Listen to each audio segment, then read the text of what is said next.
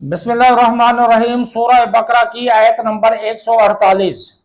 وَلِكُلِّ وِجْهَةٌ هُوَ مُوَلِّيهَا فَاسْتَبِقُوا الْخَيْرَاتِ أَيْنَمَا تَكُونُوا يَأْتِ بِكُمُ اللَّهُ جَمِيعًا إِنَّ اللَّهَ عَلَى كُلِّ شَيْءٍ قَدِيرٌ۔ ترجمہ کنز العرفان۔ اور ہر ایک کے لیے توجہ کی ایک سمت ہے جس کی طرف وہ منہ کرتا ہے تو تم نیکیوں میں آگے نکل جاؤ۔ تم جہاں کہیں بھی ہوگے اللہ تم سب کو اکٹھا کر لائے گا، بے شک اللہ ہر شے پر قدرت رکھنے والا ہے۔ وَلِكُلِّ وِجْهَةٌ، اور ہر ایک کے لیے توجہ کی ایک سمت ہے۔ اس آیت میں تبدیلی قبلہ کی ایک اور حکمت بیان کی گئی ہے کہ ہر امت کے لیے ایک قبلہ مقرر کیا گیا، تو جب امت محمدیہ ایک امت ہے اور سب سے افضل امت ہے تو ان کے خصوصی امتیاز کے لیے ان کا قبلہ دوسروں سے جدا گانا بنایا گیا، اور اس میں خصوصیت یہ ہے کہ ان کا یہ قبلہ ہمیشہ کے لیے رہے گا، کبھی تبدیل نہ ہوگا۔ فَاسْتَبِقُوا الْخَيْرَاتِ، تو نیکیوں میں آگے نکل جاؤ۔ فَاسْتَبِقُوا الْخَيْرَاتِ، نیکیوں میں آگے نکل جاؤ،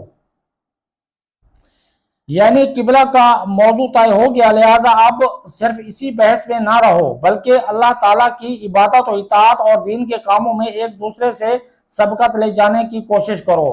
مقابلہ کس چیز میں کرنا چاہیے؟ یہاں آیت مبارکہ میں ایک بڑی ہی پیاری بات سمجھائی گئی ہے کہ مال و دولت، عہدہ و منصب، شہرت و مقبولیت اور دنیا داری ایسی چیز نہیں کہ اس میں ایک دوسرے سے مقابلہ کیا جائے، بلکہ یہ سب تو آزمائش اور محض دنیاوی زندگی کے زینت، دھوکے کا سامان اور فنا ہونے والی کمائی ہے، جبکہ باقی رہنے والی اور مقابلے کے قابل چیز تو اللہ تعالیٰ کی عبادت، اس کی اطاعت، جنت اور اس کی رضا ہے، جس کی طرف اللہ تعالیٰ نے بار بار بلایا ہے۔ صحابہ کرام رضی اللہ تعالیٰ عنہم کی سیرت میں نیکیوں میں مقابلے اور سبقت لے جانے کے بکثرت نظارے دیکھے جا سکتے ہیں، جیسے حضرت عمر فاروق رضی اللہ تعالیٰ عنہ غزوہ تبوک میں گھر کا آدھا مال خیرات کرنے کے لیے لائے تو حضرت سیدنا صدیق اکبر رضی اللہ تعالیٰ عنہ گھر کا سارا سامان لے آئے۔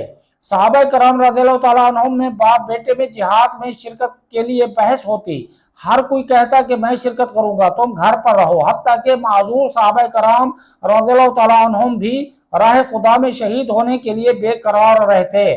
غربت و بے کسی کی وجہ سے راہ خدا میں سفر نہ